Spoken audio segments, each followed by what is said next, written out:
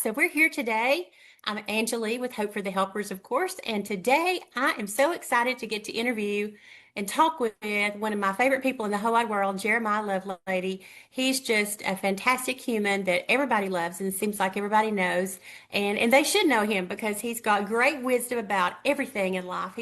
He'll be a great life coach. And I think that's sort of like what you are these days almost. Um, Jeremiah, tell us about you and why you're excited to be here.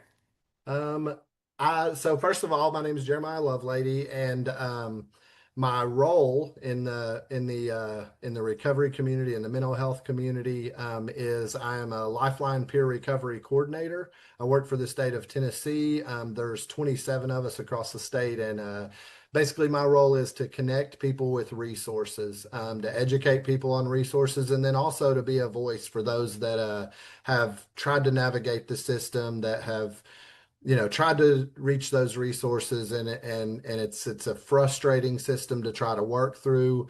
And so people like myself are hired by the state of Tennessee, and we get to navigate and walk through those resources with you. We're all people with lived experience, so we've actually been there and had to do that.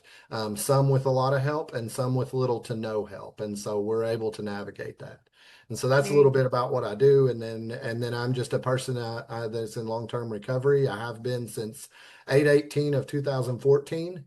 Um, and so I have a passion. There was a lot of people that helped me, and I wouldn't be sitting here talking to you all if it wasn't for someone being willing to do that for me. And so it's a gift and an honor to be able to do that for someone else. I'm so thankful for you. And tell us a little bit about your story as far as someone that's in recovery. Tell us a little bit about your active addiction and how you made it to this side. Um, my active addiction was ugly. Um, I'm that person that most institutions thought that would have labeled a hopeless cause. I've been in and out of institutions. I've been on some kind of judicial system, and have suffered from substance use since early teens, all the way up to 36 and a half years ago, or 36 and a half years old, which was 11, almost 12 years ago. Um, and I joke sometimes and I say that we can help anybody, and then there's those people, and I refer to myself as those people sometimes. I'm the You're the guy those that people. had, you know, charges that people didn't look kindly on, violent and drug related. I'm the person that come from that side of the tracks, and so a lot of times, it felt like and seemed like to the people that were trying to navigate and guide me in the right direction that it was a hopeless cause. The beautiful thing, and the reason that I'm sitting here today is, and this is the thing that I'm most passionate about more than anything, is that even though I didn't do anything to deserve it, even though I didn't do anything to, there was nothing that I was doing that said, "Hey, this guy deserves help. Let's do this for him." And people did it anyway. Mhm. People were there for me. People stood by me, even when I took advantage of the system. Even when I took advantage of my own family members, there was always someone that stepped up and said, "Hey, if you want help and you're willing to do your part, we're willing to help you." Um, and because they did that over and over and over and over again, I'm sitting here talking to you all today. I'm able to work as a convicted felon for the state of Tennessee, which just blows my mind. I got to spend last week rubbing elbows with senators and congressmen from Washington, D.C., and got to give people like myself a voice, got to tell them my story, got to give them suggestions on how we should treat the current fentanyl epidemic, and how we can better serve people with mental health and substance use disorder. And that's just incredible. It is. That's really a testament to what God will do in your life, what God has done in people like yourselves' lives, that allows you to love somebody like me, regardless of where I'm at or who I am. And as a result, I'm sitting here today and get to do those kind of things. So that's a little bit Understood. about me. It's so awesome. Yes. So there's all sorts of different things that we could talk about. And tell me a little bit about how you find hope every day as a person in long-term recovery, and then also what you would suggest to the concerned persons out there, the family members, the friends, the co-workers, the mothers and sisters, and all those that have someone in their life that is in active use or is just now found recovery, and they need to continue finding hope because they've got to they feel like they need to pass that on to their loved ones. So how do you find hope? Then how would you suggest that they find hope? And it might be the same thing. Could be, yeah. In a Mhm. lot of ways, yes. The same thing exactly, because at the end of the day, we're all just humans and we're looking for connection, and we want to be loved Mhm. and we want to be accepted, and it's not easy to love and accept people's behaviors when when they suffer from substance use or grave mental health uh conditions that make it really difficult, to include them in family activities, and invite them to the house when you're afraid something might be missing from the house when they leave. You Yeah. don't know how they're going to show up. You don't know what mind state they're going to be in when they get there. It's really hard to include that person and make that person feel connected. And I guess in one sense my challenge would be, love them anyway, without putting yourself and others in dangerous, obviously. But a lot of times I know, I see that, you know, we want to help, but we're scared to help, and that fear will paralyze us. And so assessing the situation and just looking at it, and inviting them to the table, so to speak. Making sure that they know that they are worth recovery, that they do deserve recovery, and that it is possible. Not only is it possible, but it's highly likely. Most people, like myself, given a proper support system, given just that, a community to grow healthy in, do recover more Mhm. often than not. Um, Yeah. you know, things that I do for myself, I love nature and the woods. And Mhm. it's really cool because someone in recovery got me back into that. I had done it a lot when I was younger. And then, due to substance use, like a lot of things, I lost that desire. Substances become the only thing I was worried about, and I lost that joy. So reconnecting to that has been amazing for me. And the cool thing is now they actually have programs, that you can Mhm. sign up for. You can sign your loved ones up for. They can sign themselves up for, and they do things like that. I have a friend that, he does an overlanding program in South Carolina, and him and a team of other people in their trucks go pick up guys and girls that enjoy the outdoors and, exploring and four-wheeling and things like that. And they take them out and they spend the weekend with them out in the woods, and Yeah. they talk to each other and they relate to each other. One of the most powerful things that we have is a peer support. And they go out and they do that. They're just there to be a peer. They get to say, me too, and I understand, which are some of the most Mhm. powerful words you can have, Yes. when you're Yes. struggling, and you feel all alone, and you feel like no one understands, and you feel like no one gets it, and you feel like you have burnt every bridge in the world, and someone looks you in the eyes and says, me too, man, I've done Yeah. that too, and I understand. And then that same peer says, and I know a way out. If you want to walk with me, we will walk through this together and we will walk out. Yeah. So I I think what you were asking, did you ask about, uh like, support for? Well, that was going to be my next question Okay. as I was listening to you was, we may have people that watch that are just watching from right here where we live in East Tennessee. There may be somebody in Australia that watches, or somebody in California, somebody way far away. So it just in general, what kind of resources would you suggest for the concerned person to look for as far as, finding hope and finding support for themselves? because I, I, being a caregiver, whether you're caring for an aging person, or caring for someone in active use, or somebody detoxing or whatever, you're still it's that caregiver role. And compassion fatigue definitely plays a factor in that. So yeah. yes. I would, I would say two things, both two sides of the coin. One is what kind of resources are there for the individual that we are caring for, and Hmm. then for myself, the caregiver, because what I Right. see happen is you get calls, I get calls every Hmm. single day, and it's mom, it's dad, it's sister, it's brother, it's husband, wife, daughter. I don't know what to do with my dad. I don't know what to do with my husband. I don't know what to do with my son. This is what's going on with them. I have no idea what to do. I don't understand why they won't just go, to this treatment center, to this place, to that place. Hmm. They won't go.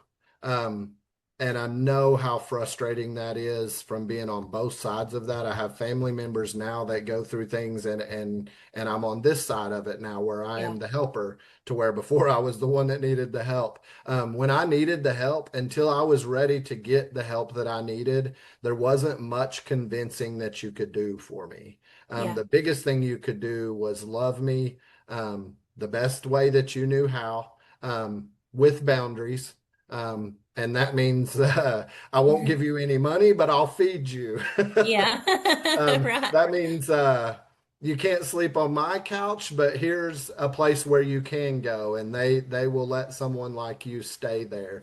So loving that person and letting them know I'm not giving up on you, but I also have to protect my own well-being. The Hmm. flip side to that is the helper. This happens more than anything is, and so you have the person that's in need, um, and the helper absolutely exhausts themselves trying to get this person to a place that they think they should be. I tell every single mom, dad, sister, mother, brother that calls me, I hear what you're saying about the person that you're concerned for, but what are you doing for you? Yes. Hmm. That's the most important thing, because one, you can't pour from an empty cup. And two, if you don't take care of you, a lot of times, and this coming from the helper side and being a person that has done this, I become just as sick as the person I'm trying to help. I Right. become obsessive. I become reactionary. I start draining bank funds. I start pushing myself to exhaustion. I start compromising myself and my family to help someone that just isn't quite to that place where they're ready for the help that I think they need. Yeah. So support meetings are huge for me. They keep me right sided. They keep me keep the voices quiet in my head.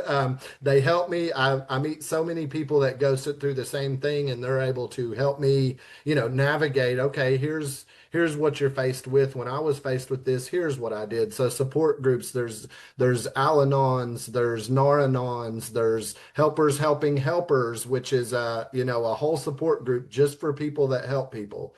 There's and then also it's really hard for me to, when I'm helping someone that I view as not well or that needs help or whatever, to admit maybe I need help too. Yeah. Maybe I need to see a therapist or a Yeah. counselor or Yes. a caseworker that can help me manage this kind of stuff, because at the end of the day I am overwhelmed and exhausted and I've run out of ideas and I just need Yes. help.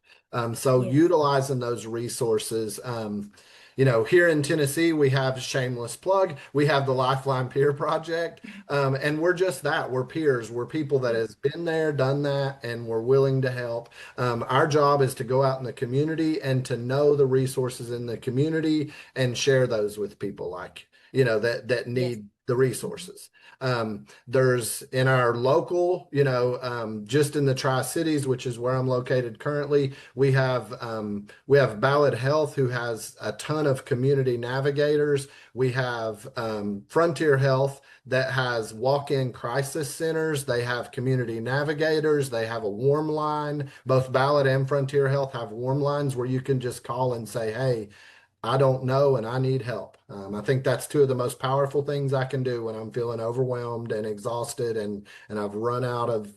solutions is to call someone else that may and say, I don't know and I need help. And so those And warm ups are let me stop you right there because you mentioned community navigator. And of course, um, I know what that is because I work around this stuff. But the average person that's watching this may go, "Oh, what's a community navigator?" fair. So yeah. So could you explain what a community navigator is? And in other places, the community navigator might be called something else, in other states and other places. But this role is pivotal for someone if they can get in touch with them or a person like you, the lifeline coordinator. I mean, that Yeah. y'all do a lot of the same things. And Yep. so if you'll explain just that little thing right there, then maybe they can search for that where they are if they don't live in East Tennessee like we do. And so usually a community navigator is tied to a specific entity. So you have community navigators in your crisis centers, you have community navigators in your treatment centers, your behavioral health programs, um, your intensive outpatient programs, which is where people go and they'll spend 3 to 6 hours a day in like group therapy. And it's for everything from substance use to behavioral health to they even have intensive outpatient now for like elderly and youth where they just go and it's a place to hang out with people that are going through the same kind of Mhm. things and there's some education involved. And they'll have community navigators that are there.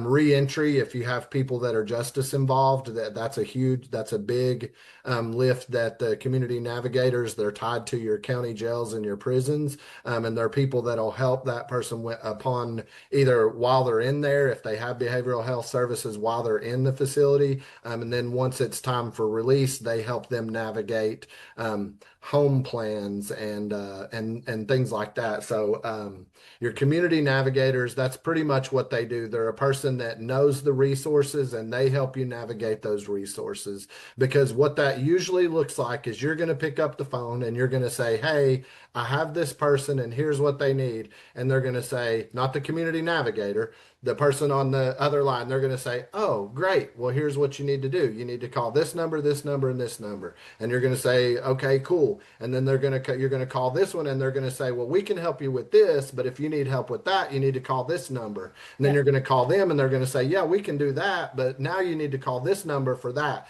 And so what your community navigator is going to do or what your Lifeline peer recovery coordinator is going to do is they're going to make those calls for you or with you a lot of times Mhm. because a lot of times Yep. you have to talk to them and they're going to help you navigate that so you don't get frustrated, so you don't get more overwhelmed, so you don't want to give up because it is a extremely frustrating system to navigate.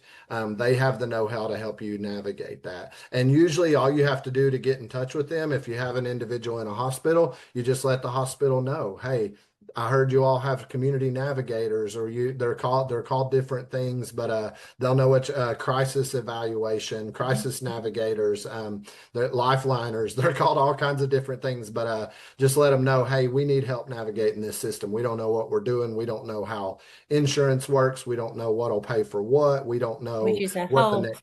that's a whole topic on its own. Absolutely. Yeah.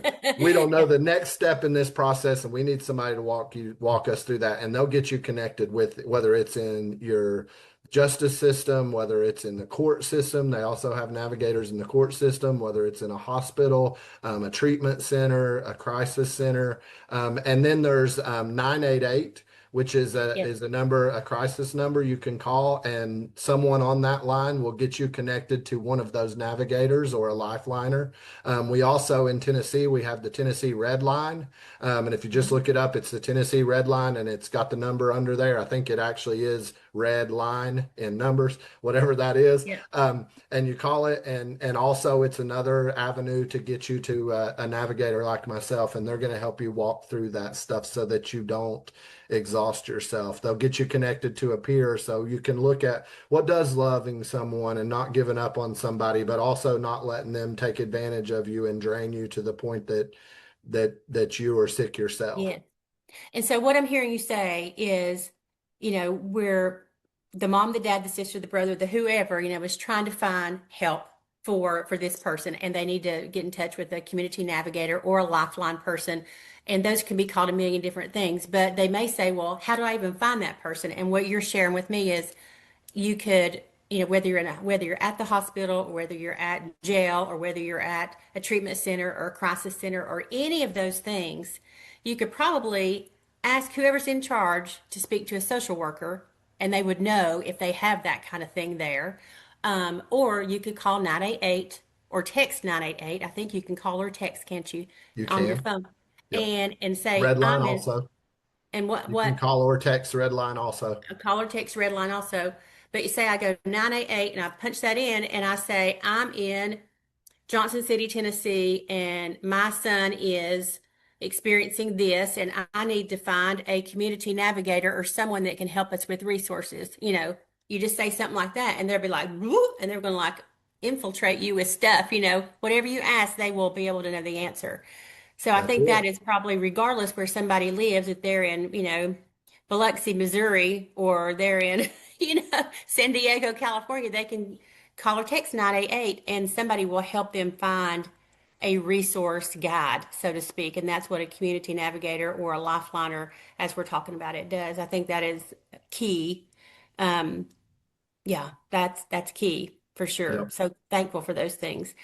And Um, another real quick, another huge resource is almost every county in the state in the country has a local coalition, either a drug coalition, a prevention coalition. There's coalitions galore.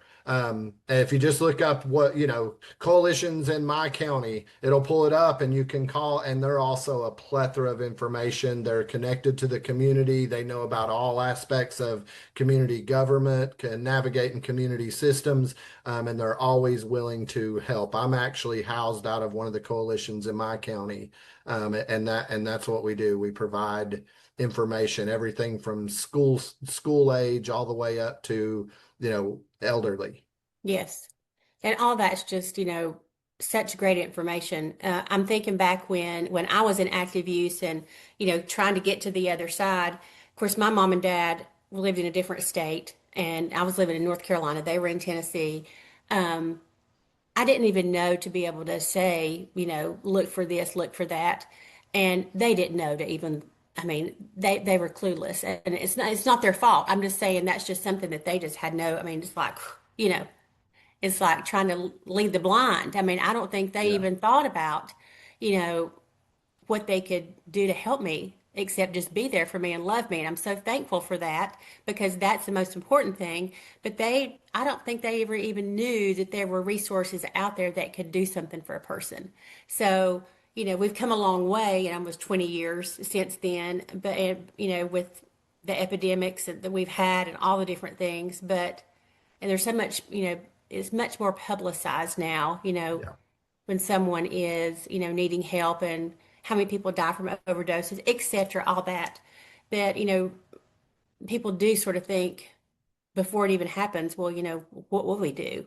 yeah, Um, but some people are still in the dark like my mom and dad were and really probably still are. yeah. And I'll say this: you brought up a very good point.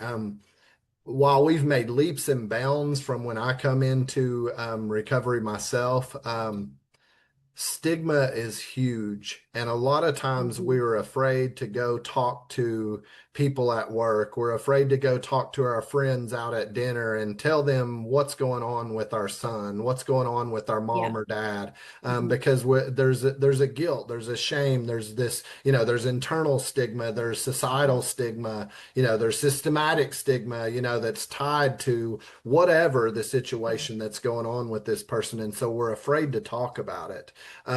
For me, myself, and why I'm passionate about getting out and being a voice is because my little girl's mother worked for a lawyer and she was a paralegal, and I was near death at the end, and she didn't know what to do with me. She was lost and she was scared. Had she fell in the stigma and not she went to work and told her boss, "Hey, my little girl's dad is about to die and I don't know what to do. Like, how do I help him?" And Yeah. luckily for her, they knew resources. And so they gave her a number. She brought home the number and she very sternly explained to me that I was going to call the number, I was going to use the number and do what the lady said on the other side of the number, which I did in that case.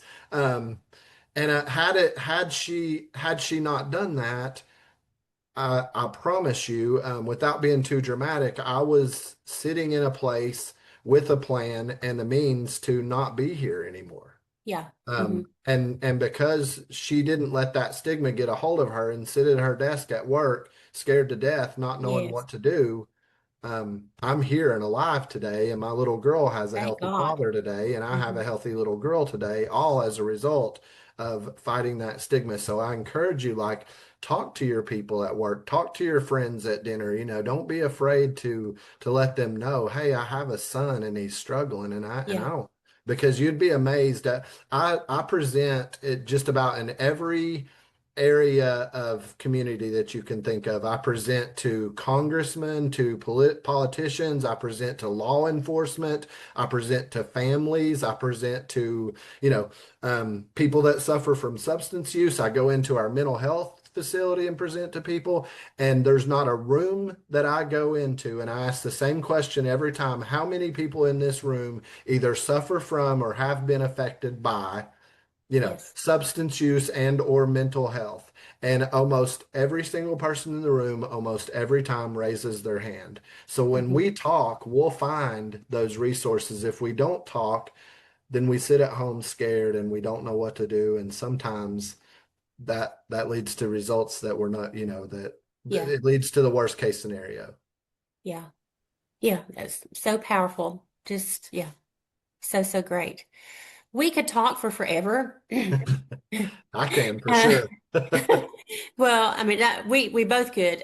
We've talked for 35 minutes, and I try not to take me longer than that because I know you have everything else in the world to do in your day, and I have another job as well. But there's so much that you could share with people and that you do share with people, and I just wanted to tell you thank you for that because I know every day you are out there beating the bushes and sharing all of your wisdom and all of your knowledge and all of your experience and all of your hope with other people, and that truly saves lives. You save lives every day, and I just want to make sure that from me to you that I say it to you today, thank you.